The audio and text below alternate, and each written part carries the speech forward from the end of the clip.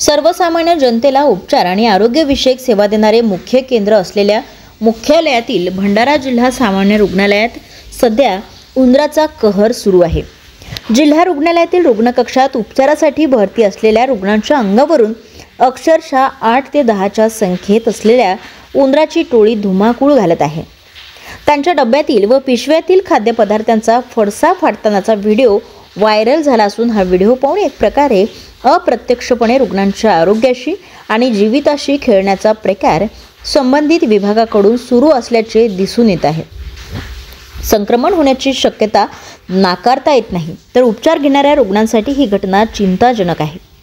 व्हिडिओमध्ये उंदीर बेडवर आणि खाली धावताना दिसून येत असून ब्लँकेट पांघरून झोपलेल्या रुग्णांच्या बेडवर उंदीर पळताना उड्या मारताना दिसत आहे। उंदीर रुग्णांना चावू शकतात आणि त्यांच्या शेजारी ठेवलेले अन्न आणि औषधे देखील खाऊ शकतात। ही बाब अतिशय धोकादायक आहे।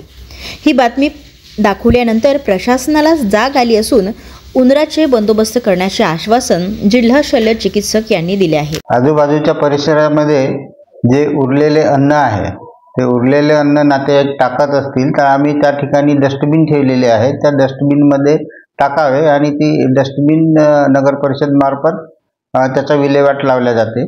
त्यानंतर आमच्याकडे दवाखान्यामध्ये जे कंडम माल आहे, जे निर्लेखन केलेलं आहे आणि त्याची प्रक्रिया आता ई ऑक्शनची प्रक्रिया एका हप्त्यामध्ये होईल। त्या ई ऑक्शनमध्ये ज्यांना टेंडर मिळेल ते तो व्यक्ती तो जो निर्लेखन केलेला माल आहे, साहित्य आणि सामुग्री आहे, ती त्याची उचल होईल आणि त्याच्या नुसार नंतर मग उंदराचा प्रादुर्भाव आहे, उंदराचा प्रादुर्भाव कमी होण्याची शक्यता आहे।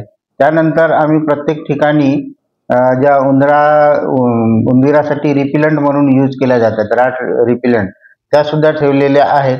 अशा प्रकारे वेगवेगळ्या पद्धतीने आम्ही उंदीर आतमध्ये घुसला नाही पाहिजे याच्यासाठी प्रतिबंधात्मक कारवाया करणं सुरू आहे आणि लवकरात लवकर हे कंट्रोल करण्याची प्रक्रिया आम्ही करतो।